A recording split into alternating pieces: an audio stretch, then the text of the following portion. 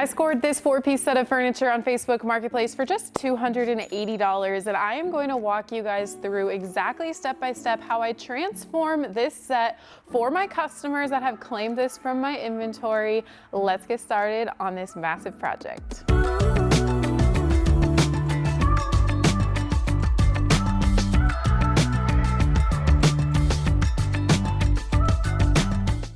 Hey everybody, welcome back to Furniture Flipping Teacher. I'm Lauren, and like I said, this 4-piece set has been claimed out of my inventory.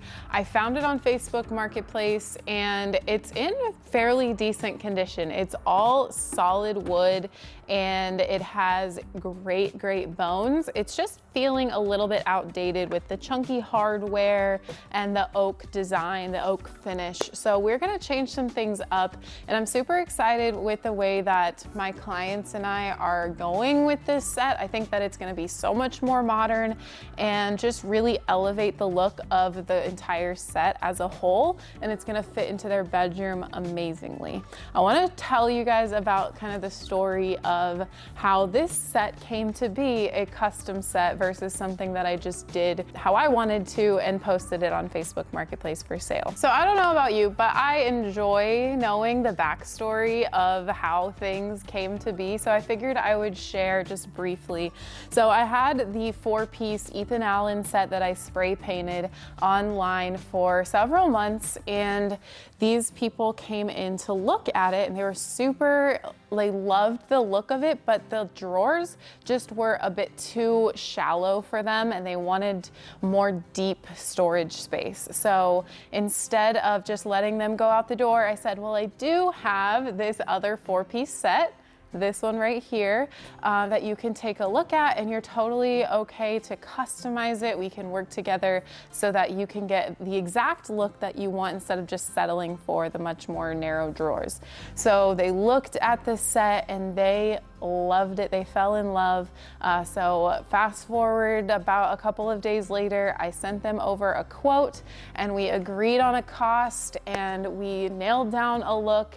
And so that is one reason why I always preach to have inventory on hand. Even if it's in a storage unit in a separate spot, at least have photos of it so that if people come and don't purchase the pieces that maybe they came to look for, either have finished pieces up ready for them to see as well. Maybe it'll catch them out of the corner of their eye, or if they're not completely satisfied with what they came to look for, have other options that they're able to customize. So I'll stop rambling now, but trust me, that has happened so many times, and it'll just help you get motivated to sell.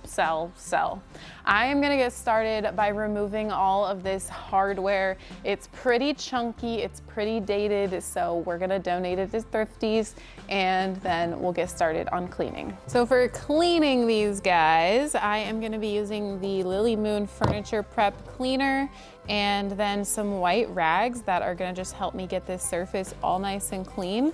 I really think it's important to start with cleaning after you get the hardware off, just so that you can start with a nice, fresh, clean slate, and so that you can get all of the oils and dust and debris off of the pieces before you go sanding things down and like grinding anything into the surface of the pieces. So I'm gonna grab that, and we've got quite a bit of surface area to get clean, so gotta start now.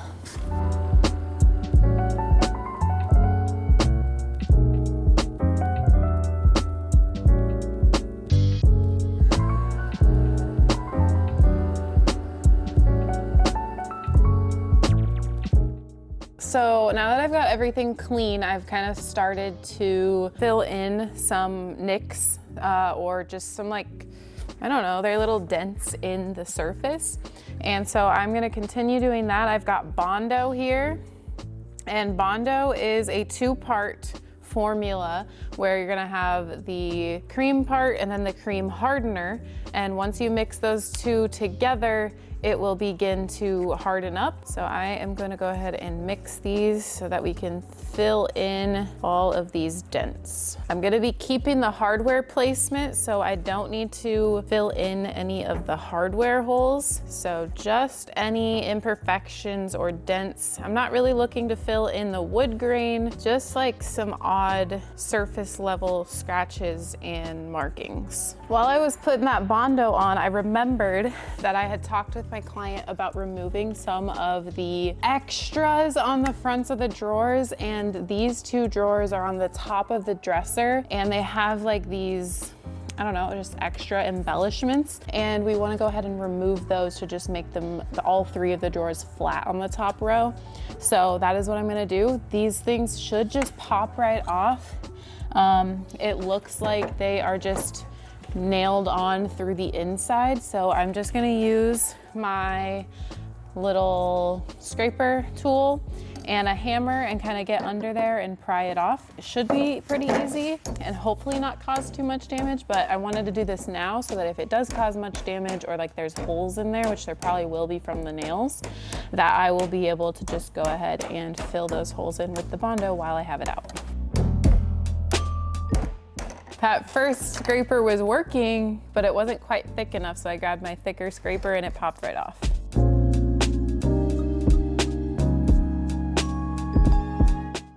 And then I'll just probably hammer these nails through.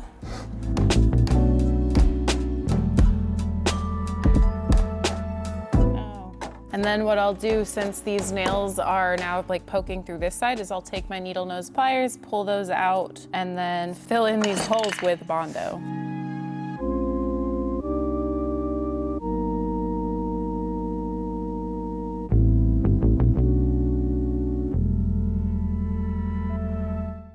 Next up, I am going to begin to do some scuff sanding, and while I'm at it, I'll also go ahead and smooth out all of the Bondo, since that's all hardened up by now.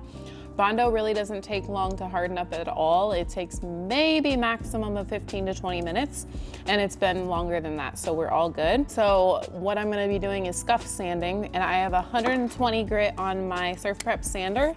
This is the 3x4 electric ray sander. This is great for scuff sanding, and it'll get into those fine details as well. Since there are some curved areas, I may also pull out my squishy sponge sander as well, so that I don't like ruin the integrity of the shaping of a lot of the drawers, especially on the outsides. But first I'll do the flat surfaces, and then I'll pull that out and do another go around. I want to roughen up the surface just a little bit because it's a little bit of a glossier surface, and I want the primer to adhere really well. So we got to give it some tooth, and that's why I'm going to do the scuff sanding.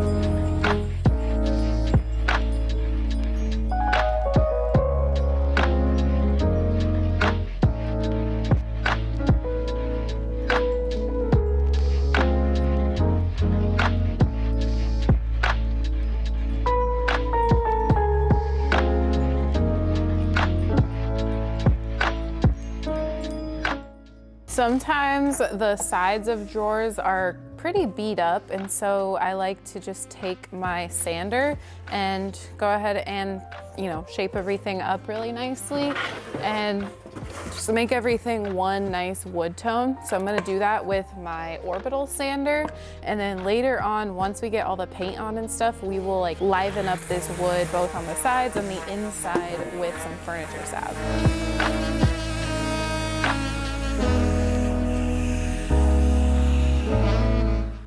We are making headway on this project. I ended up scuff sanding everything and even the bodies of the pieces as well.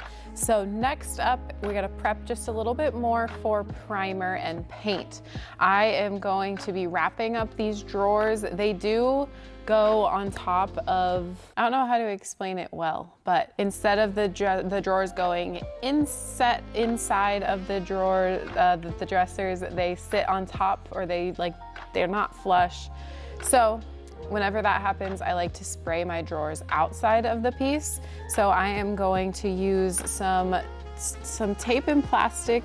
It's already put together. So all you have to do is wrap each drawer with the tape and then expand the plastic, and then you are good to go, and you won't get primer or paint on the sides of the drawers. It just really gives you a nice clean look. You don't want to get paint and stuff on the inside or on the sides or even on the bottom slides, because it's just going to look messy and it's going to be harder for it to slide.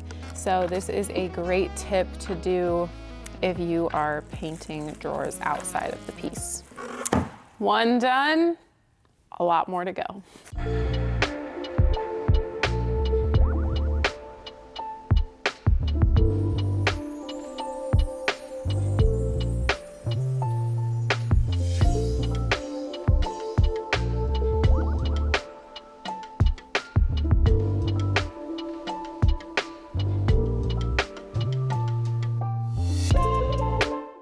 All right, so I've got a little bit of a hold up because I messed up and I thought I placed a paint order, but it didn't actually go through. So I was waiting a couple days, but then I checked, and long story short, I got it ordered. It should be here in a couple days.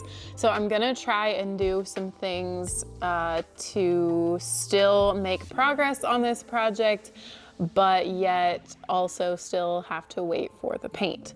And we are gonna be building bases on this project. This video is sponsored by Craig, so thanks to Craig for sponsoring today's video. I am gonna be making a base, and in a little bit I'll show you a variety of Craig tools and Craig jigs that are gonna help us put together the bases. So stay tuned for that. But first we've gotta prep the pieces for the bases, and then we've got to cut the wood and all of that jazz. So these bases are a little bit unconventional, but really every single piece of furniture that you come across is going to be different in some way or another when it comes to like how it is built. So for this specific set, it looks to me like this front piece is just screwed in. So we should be able to unscrew these screws and then just pop this out. But then the side pieces are actually connected all the way up. And this trim piece just kind of makes it look like it's more than one piece, but it's just one big side panel. So I'm gonna have to take my circular saw and cut that off. And I'll show you exactly how to do that and to do that safely. So let's see if we just unscrew these, if this will just slide right out.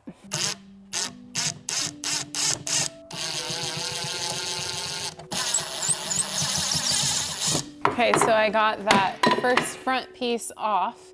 Now I'm gonna flip this over, and then I'm gonna use my circular saw to cut this off right here.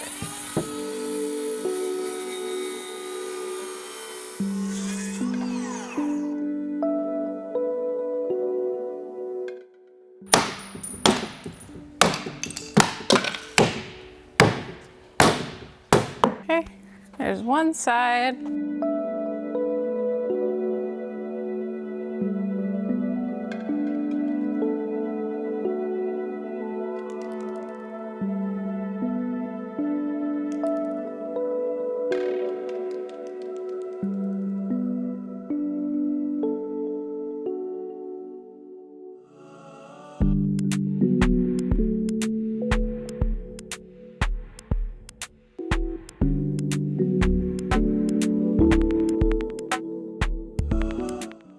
So now that we are all cut, As far as the bases go, I am going to measure to begin to cut the wood for the bases. I'm gonna be using red oak, and we need to measure from like the sides, and we need to measure the front because we'll have a 3-sided base with 4 legs. So first order of business is to measure from front to back, and you want to just kind of make sure that if you want your base to be inset at all, then you need to account for that on your measurements.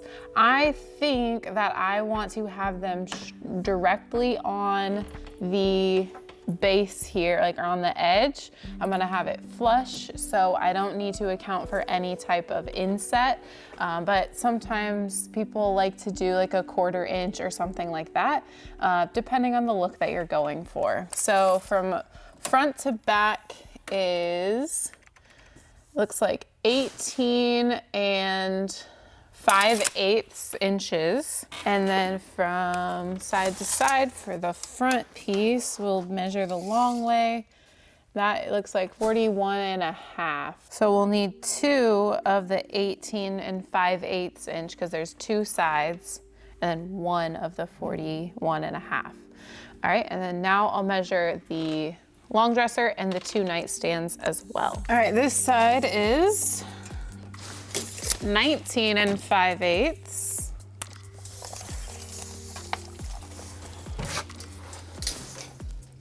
72.5. 16 and 1/8. And 26 and 1/8. Now we use the miter saw to cut down all of the red oak to size and also account for the feet or the legs that are gonna go on the corners, and I'll show you exactly how to do that. Okay, let's cut. We've got my red oak here. I have, I believe, 4 longer pieces like this. I think 2 of them are about like 6 feet and 2 of them are 8 feet. So we should have plenty for all 4. And then these are 1x3s. So we've got 1 inch by 3 inch. It's a little bit smaller than that for the actual measurements, but that's what you get at the store is 1x3s. And so I'm gonna be cutting this to size. This one is going to be the long dresser. So that needs to be, I have my measurements right here, 72.5.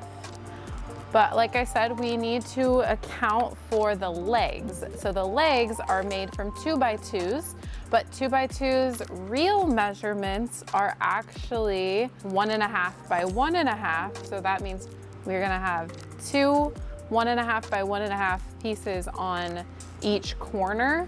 So 1.5 plus 1.5 is 3. So we need to subtract 3 inches from the 72.5. So that means it's going to be 69.5 inches long, and then the feet will make up for that extra 3 inches. I've got my miter saw here, and then I'm just gonna use my tape measure, measure it out, mark where I'm supposed to cut, and then go ahead and cut.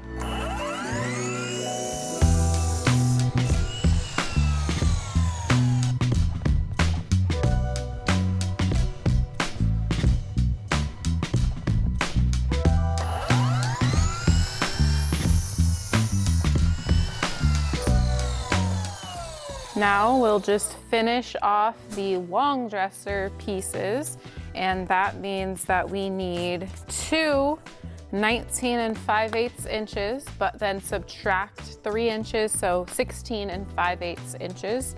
We need 2 of them.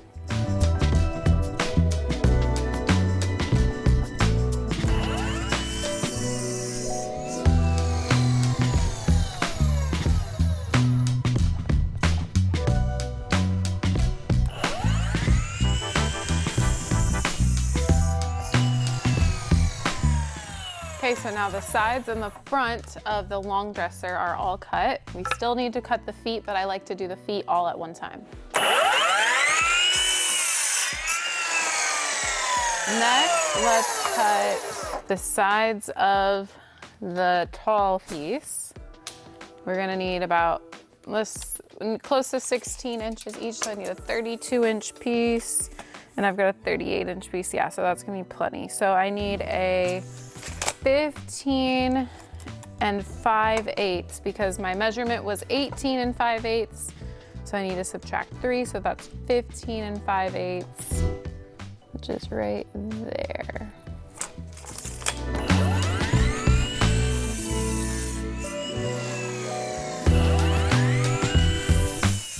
So it is pretty important that you use red oak wood instead of like a pine. You could also use another type of hardwood like maple or something like this, but if you use a soft wood, you just risk it not being super sturdy once you attach it to the furniture. And so to mitigate the risk, I just like to go ahead and use a hardwood to begin with. So now we are going to be cutting the long piece for the tall dresser, which was 41.5, subtract 3 is 38.5. So that is what we are going to measure for this piece.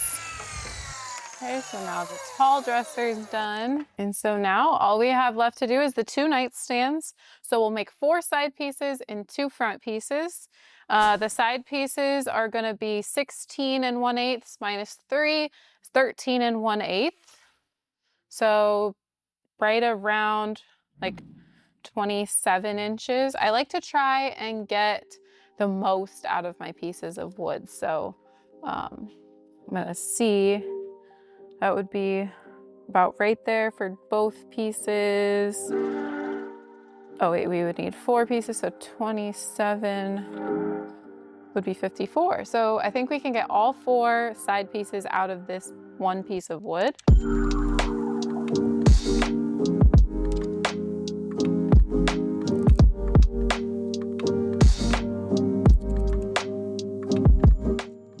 And then we'll need 2 more of these.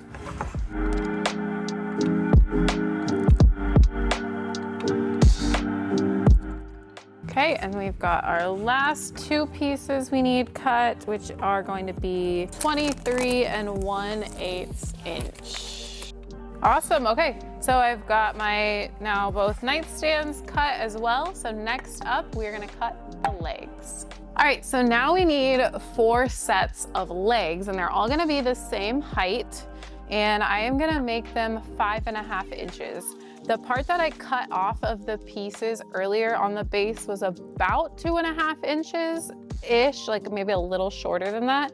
And then they wanted me to add on about 3 inches. So this is gonna be perfect because we're gonna be accounting for all of the height that they wanna add. I'm gonna put this piece of wood away for my stash. I just like to keep the extra wood anytime that I have extras from cutting a project, and I can use it on a future project. We need 16 2x2 feet that are 5.5 inches long. So this should be pretty quick and pretty painless. We just gotta line it up and go chop, chop, chop. Typically, I like to just get 1 measured out, and then I'll just use each one to start cutting the rest and to like make my mark.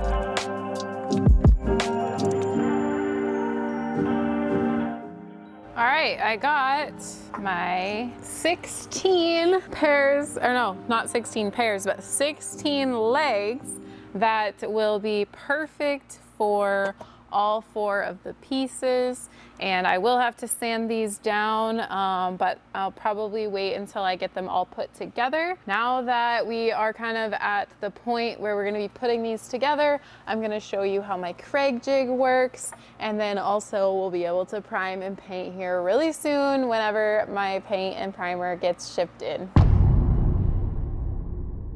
Okay, my primer and paint finally arrived. So before I begin to put the bases together, I figured it would be best if I go ahead and get this primed and painted, and I can kind of work on the bases in between. So I am going to be using Wise Owl paint today for this set. My client has chosen a really, really beautiful color, but we've got to start with the primer. I'm going to be using this dark gray Stain Eliminating Primer by Wise Owl. I just went ahead and got the gallon of it because this stuff is really good and there was a pretty big sale. I'll leave a link down below in the description box if you're interested in any of like the Wise Owl products.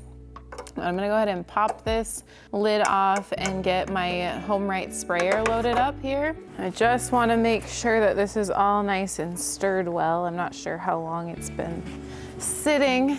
Pretty much every time that I open a new container of paint or primer, I make sure to stir it up because sometimes it starts to separate quite a bit, and it's important that it's all incorporated into one consistency or else it's not gonna do its job correctly, especially with like the stain eliminating primer. I can tell even just by stirring it a little bit right now, there are like lighter color areas throughout it. So that's why you wanna make sure and stir. So I'll probably be stirring for a little while. This is way more separated than I thought it was gonna be. All right, we're looking pretty good in this consistency, so go ahead and pour some out here. Probably gonna make a mess, because I don't have one of those spout pourers for the gallon ones, but oh well.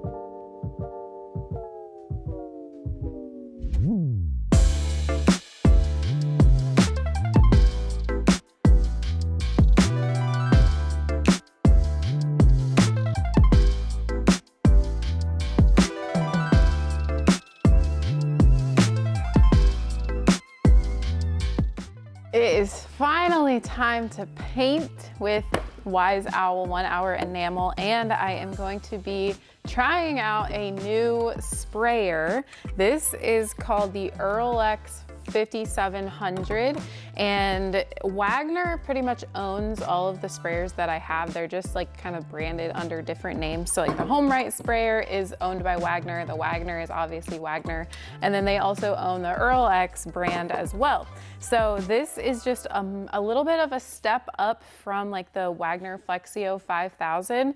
I have heard really, really great things about this, that it just achieves an even smoother finish than either of the other two spray guns. So I'm super, super pumped to try this. Honestly, I have had this for 10 months and I have been a little bit nervous to break it out, but if you don't start at some point, then it's just gonna continue to sit there. So here's your sign. If you have a sprayer, whatever sprayer you have, and it's still sitting in the box, test it out here in the next few weeks, just so that you can get past that fear or that anxiety that you may have. So we are gonna just basically do the same thing that I always do, which is to strain the paint into the container. This is made of metal, so it's got a metal canister here, the straw is metal, and then everything else up here is metal as well. And then it will connect to a hose that I have. It's basically like an electric sprayer from the ground, but the nozzle is it's just all made of metal instead of plastic. So I've got my strainer here, and the color that my client chose is called Shade Green. This is actually one of Wise Owl's newer paint colors, and so I've been seeing it around quite a bit on other people's projects, and it is such a pretty, pretty sage green. Kind of has some grayish undertones, but I'm really excited to bust this out. I just went ahead and grabbed a whole gallon because I know this whole set is not gonna take a gallon, but the color is just so beautiful that I figured I would probably end up using it on another project anyway, so why not just grab the gallon? And it seems like it's got a pretty good viscosity, which just means like how thick it is. If it's a low viscosity, that means that it's a lot thinner, and then if it's a thick or it's a high viscosity, it's a lot thicker. And generally with spraying, you want it to be like a good viscosity, like a little bit on the lower side so that it's gonna spray nicely through. But so depending if it's like too thick, you may have to water it down, but this looks to me like it does not need any watering down. And so we're gonna just test it with no dilution, just to make sure that it's not too thin and it just kind of splatters out. Remember that it's really important to strain your paint and primer and top coat every single time, because although this is a brand new can of paint, sometimes it might not get mixed 100%. So there might be like chunks of color in there, things like that. But especially with older jars who maybe that have been used before, some of the chunks of dried up paint may get into there, and it's just best that you strain it so that you're not going ahead and clogging your spray gun, and then that just kind of causes a big mess. You're not sure what's going on, why your sprayer is not working right. So remember that when you are spraying any paint or primer or top coat. Okay, and then next I'm gonna go ahead and put this guy back on there. All right, now we're gonna hook it up to the hose, and we're gonna just kind of do some testing on some cardboard pieces first, since I've never used this sprayer before. And we're just gonna kind of do some trial by error. Gotta full send it in order to kind of work out the kinks. Well, I was gonna wait until after I like tried it on the furniture, but those 5 swipes of using the Earlex 5700, are you kidding me? It's a dream. Like, there's no sputtering. The coverage is amazing, and the mist is so fine, but yet also like there's no overspray, or very, very little overspray. This is crazy. I should have opened this a really long time ago. Okay, well, on that note, let's spray with this beautiful color green and this epic paint sprayer.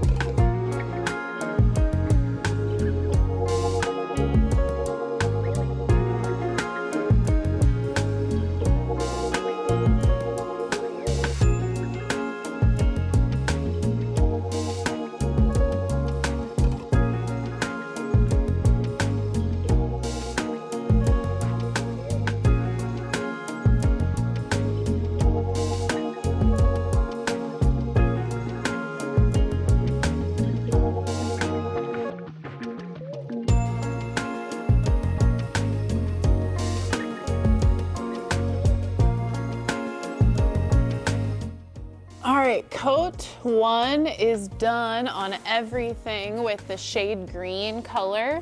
And so what I'm gonna do is just lightly sand everything down, just like really quick with a fine sandpaper. And that is going to just help any texture that may be on the surface. There's really not a bunch, but just in case. And then I will be spraying the second coat as I kind of do that. So let's do it.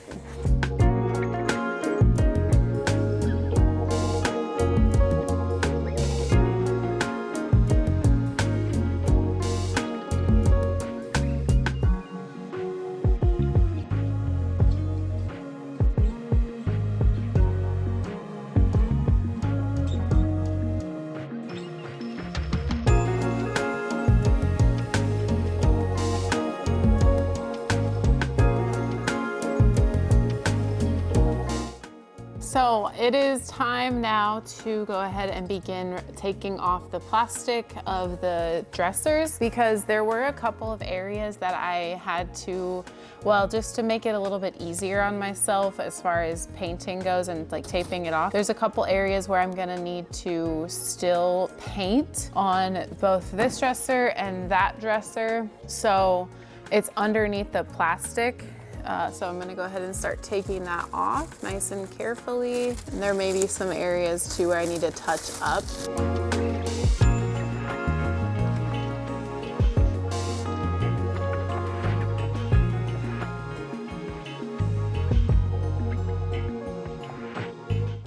It's time to move on to the bases. So I need to go ahead and sand down these pieces of wood because there's just a little bit of like fraying, I guess you could call it, like splintering at the edges. So instead of waiting until it's all together, I'm just gonna go ahead and do that right now. I'm gonna use a 180 grit and that should go pretty quickly.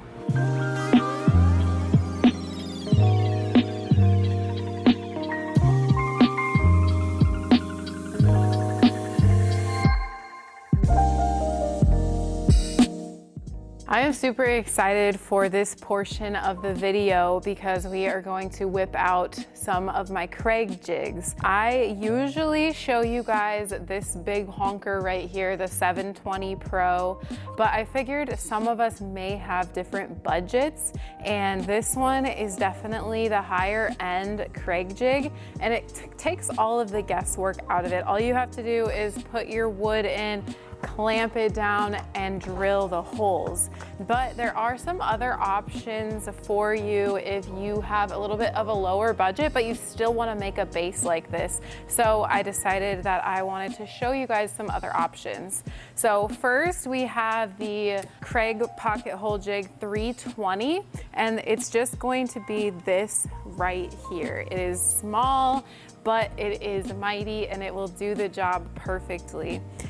So I'm gonna show you how to use each of these as we build the 4 bases. But basically, you set the measurement here, you pop it onto your piece of wood like this, and then you drill in your pocket holes this way, and that is all you've got to do. You've just got to clamp it to the board. So I'll show you that here in just a little bit. The next one is called the Craig Jig 520 Pro, which is this guy right here. And this one is just a little bit more fancy, I guess you could say, than the 320. But you can just slide your piece of wood in like this.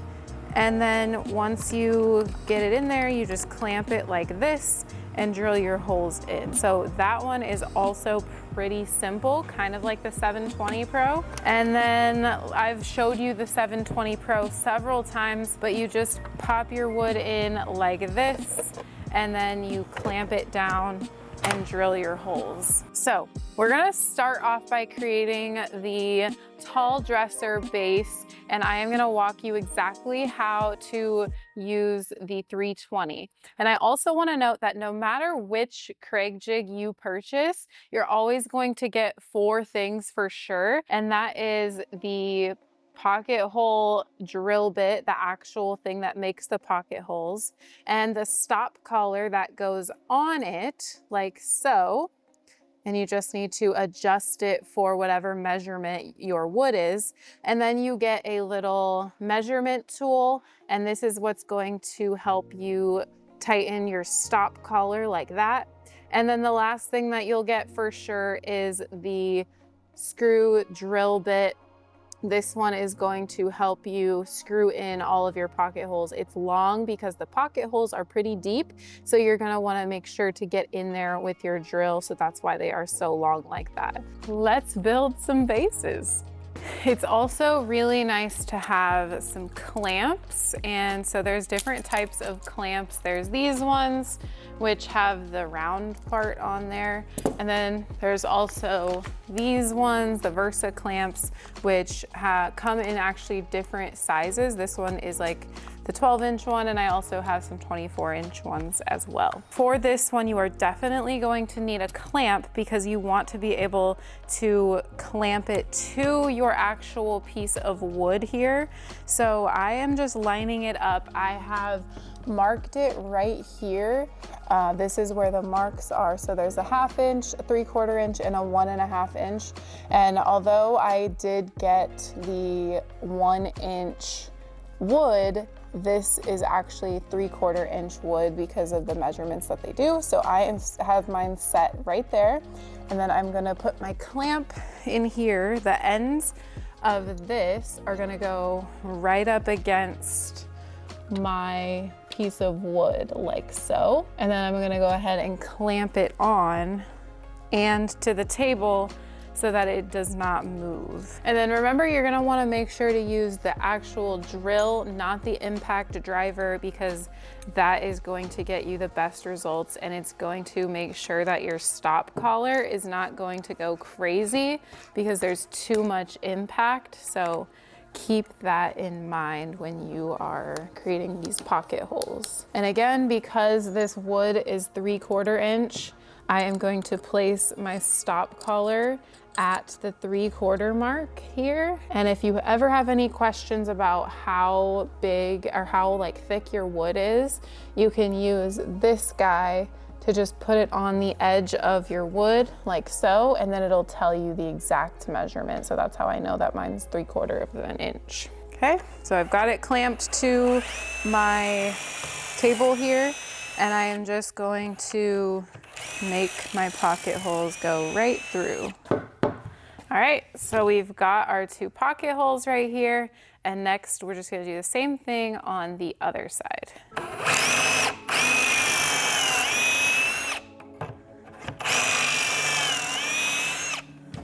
All right, so we've got 1 piece done. We've got this pocket hole set and this pocket hole set. Now we're gonna do that with the other 2 pieces for this base as well.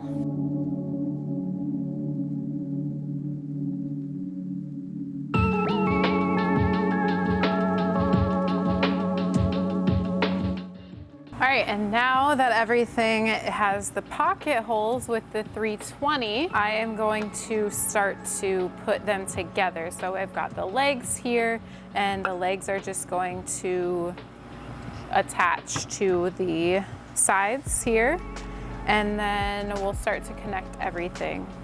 We're also gonna wanna use a clamp for this so that everything stays in place really well.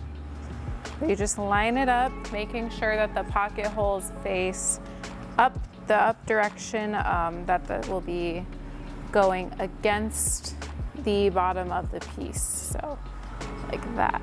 Also, we're gonna be using wood glue to just attach all of the joints just for extra strength. I just like to put a tad bit on the edge of each piece at each joint, kind of spread it out.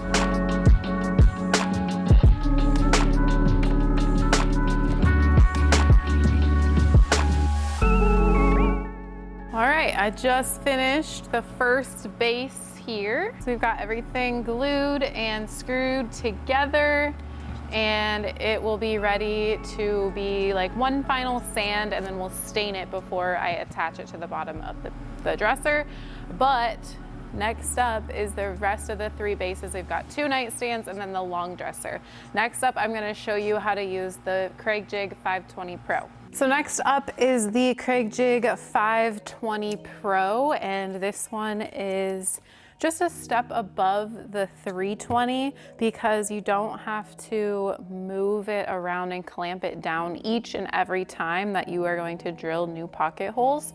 So what you're gonna do is I'm gonna do the 2 nightstands now. So these are the side pieces. So I'm gonna do 2 pocket holes on each side and then 2 sets going up as well, because that's gonna attach it to the bottom of the piece once it's done. And so on the 520 Pro, what you want to do is make sure that you are lined up to do 3/4 inch wood, because that is what we are, and that just moves up and down by clicking these side buttons, and then it will be set and ready to go. All you have to do now is push or put your piece of wood in and then pull the trigger, and that will clamp your piece of wood just like this. And what you're gonna do is drill the pocket holes right in there. And then if you are releasing it, you just pull the other trigger and that will release. So then we just do 2 pocket holes.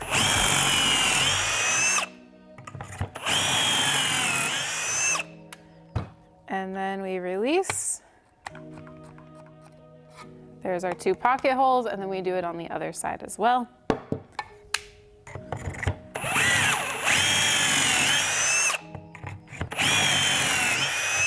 Like so.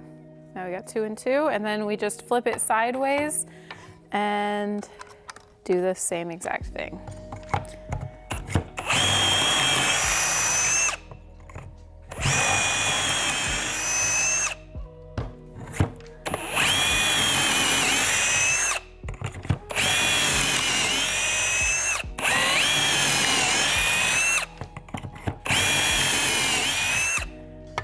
Now we've got the 2 and 2 and 2 and 2. And then we're gonna do that for all the rest of the pieces of the nightstand as well. So as you can tell, this one goes a bit quicker because you're not having to unclamp and clamp the whole thing and situate everything the entire time. It's already set up. You still have to clamp this every time, but the measurements are already there.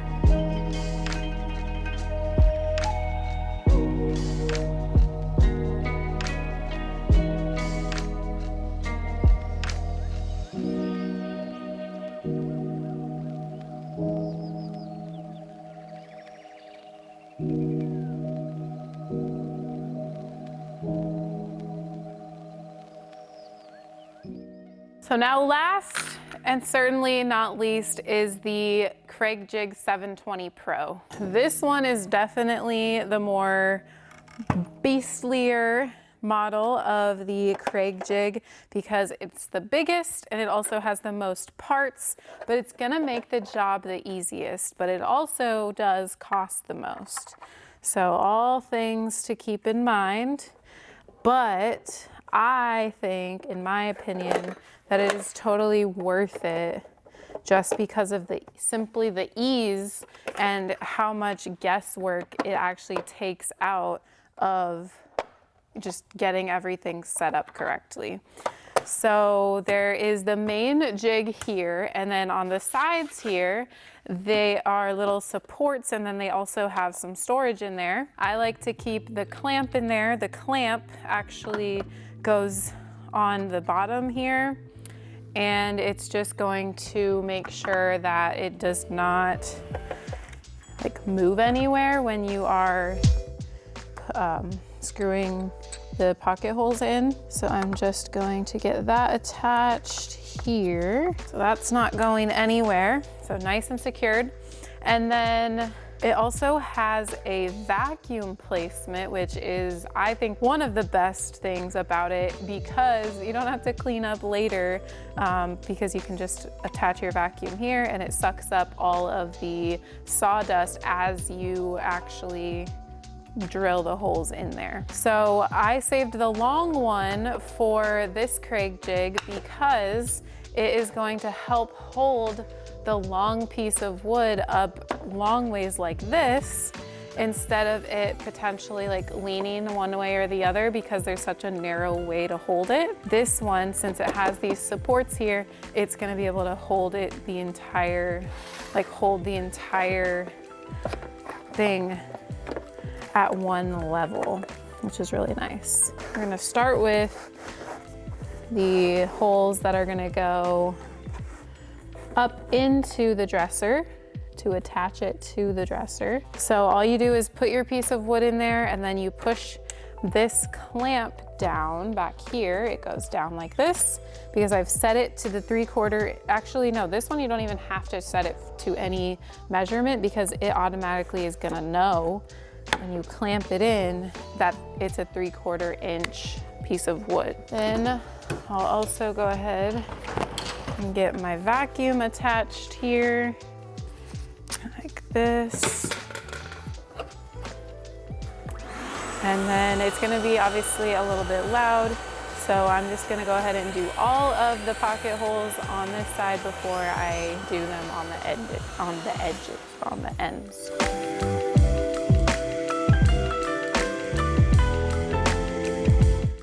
So like I said with this one, definitely the quickest and definitely the most fancy. It's a little bit more expensive, but I hope that this little showcase of the 3 different types of Craig jigs showed you that you can still get things done with the jigs that are maybe not quite as expensive. And if you have a lower budget, that's totally okay. There's different tools for different budgets. And as long as you know that it could take just a little bit longer, but you could still achieve the same results as getting the bases, then I think that either of the Craig jigs would be totally fine. I will link them all down below in the description of this video. I am gonna get this last base put together and then we can move on to some staining.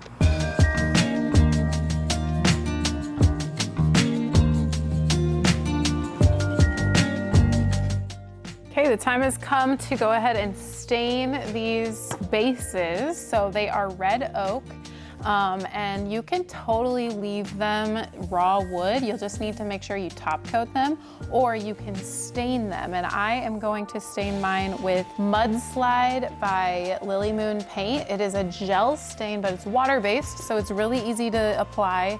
And also, it does have a built-in top coat.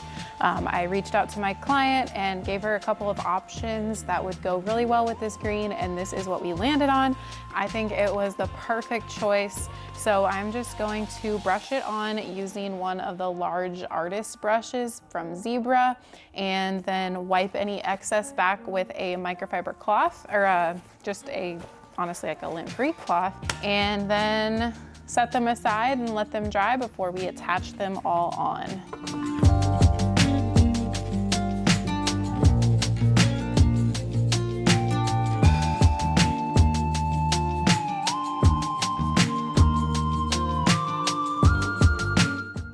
So in order to attach these bases, I like to flip my pieces up completely upside down. And then that just gives me a lot of leverage to go ahead and attach these. And then we'll just put it and line it up edge to edge. Because remember, I measured to put it all flush against the edges of the piece. And then we're gonna use the same pocket hole screws that we used to attach the bases to the bottom of the piece too.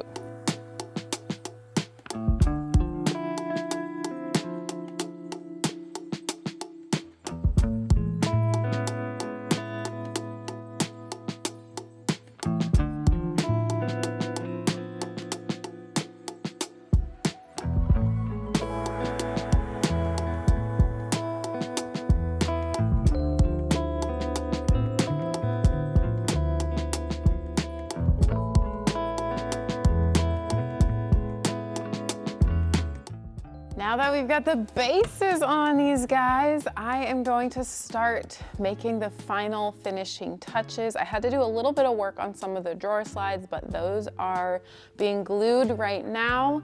And so really all that's left is to line the drawers and install the new hardware. So we're getting so close. I'm so excited. This is the paper that my client chose. I think it is beautiful, and I think that it's gonna complement really well on the insides of each of these drawers. This is just something a little bit extra that I occasionally like to do just to kind of throw in a little bit of character on the insides of the drawers. Sometimes the drawers may have some like imperfections or stains and things like that that you may want to cover up with the drawer liners. These particularly don't have any issues, but I just wanted to do this anyway because sometimes it's just fun to have a little pop of some, like a pattern or something inside of the drawers. So all I do is measure the drawer width, and then I account for maybe like another 1/2 inch or so, and then I'll cut it and go ahead and stick it right in there. I used to have a lot of trouble with getting the drawer liners to cooperate really well. And something that I changed is to get a mat like this, like a cutting mat, and then using a rotary cutter, which I think I need a new blade, but aside from that, this is super, super helpful because it's gonna help you get that straight, even line, and then just kind of go to town once you get your measurement down. And since all 4 of these particular ones for the nightstands are the same, then I'll cut all 4 and then I'll go ahead and stick them in.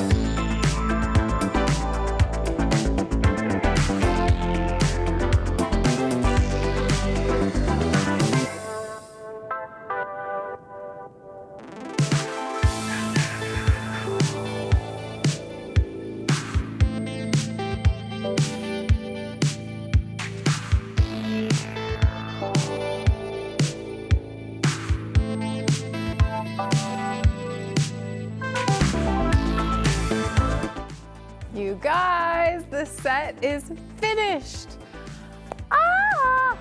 I love it.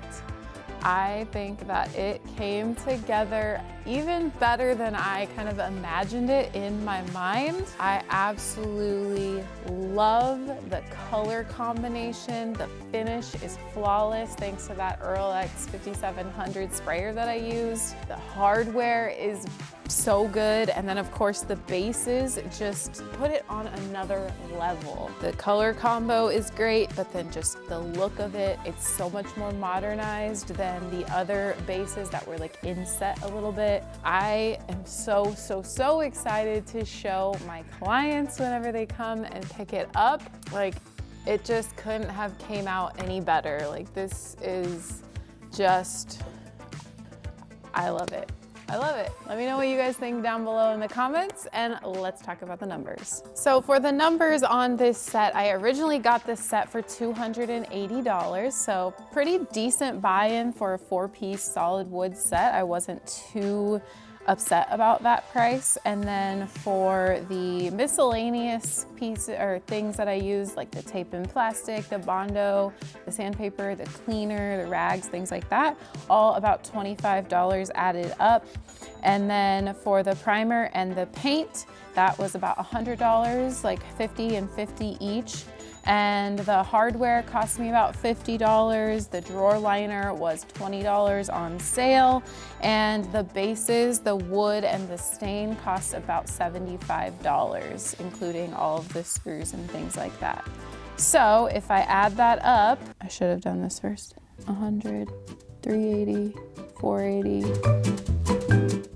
490. So we're all in with total material costs and the cost of the furniture at $540, which really, in the grand scheme of things, for a 4-piece set isn't too shabby. And then, like I've told you guys from the beginning, this is a client piece. They picked it out from my inventory, so we already had a set cost on what it would cost them for me to refinish it exactly like they wanted it, and that cost was $2,200. So if we do the math really quick, that gives us $1,660 total profit. And if I had to estimate, since I didn't fully track my hours, I would say I spent around 20 to 30 hours on this project for that 1660 profit. So not a bad project to finish off 2024. Thank you guys so much for following along this year. It's been a crazy ride. It's been a crazy year with lots of changes, but I wouldn't have it any other way than to have you guys along for the ride. So thank you guys so much for watching. Let me know if you have any questions or comments down below. Happy New Year, and I'll see you on the flip side.